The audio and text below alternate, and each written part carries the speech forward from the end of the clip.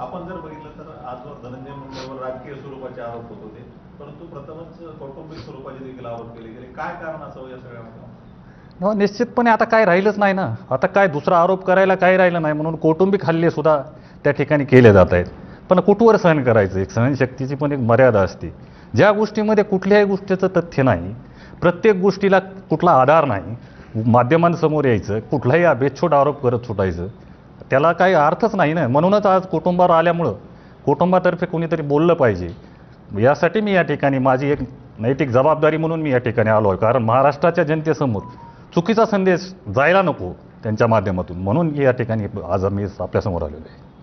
हा विषय झाला, पण नंतर जे विषय परळीचे गाजत आहेत, विशेषतः जे चार्जशीट आलं त्या चार्जशीटमध्ये तुम्ही ज्या कार्यालयामध्ये बसताय त्या जगमित्र कार्यालयाचा सुद्धा उल्लेख आला की जी काही खंडणी मागण्यात आली वाल्मिक कराड यांच्याकडून, तर ती खंडणी या कार्यालयातूनच मागण्यात आली असं स्पष्टपणे लिहिलेलं आहे.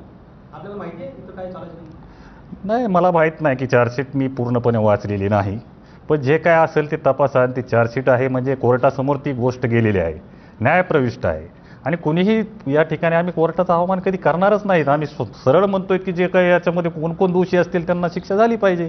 धनंजय मुंडे साहेब तर पहिल्या दिवसापासून म्हणतायत, पंकजाताई म्हणतायत, असं कुठलाही विषय समजू नये की मुंडे कुटुंबाचा या आरोपींच्या मागे याचा त्याचा कसलाच संबंधच नाही ना. की आम्ही पहिल्यांदापासूनच मागणी करतो की यांना कडक शासन झालं पाहिजे.